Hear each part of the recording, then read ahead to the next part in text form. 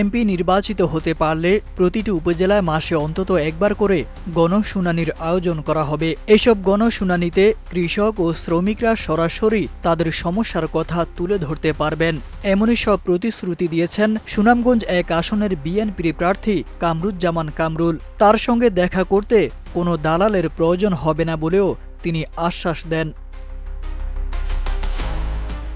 ধর্মপাশা উপজেলা বিএনপি ও জমিয়তে উলামায়ে ইসলাম বাংলাদেশ ধর্মপাশা উপজেলা শাখার উদ্যোগে আয়োজিত এক নির্বাচনী সভায় প্রধান অতিথির বক্তব্যে কামরুজ্জামান কামরুল এসব কথা বলেন।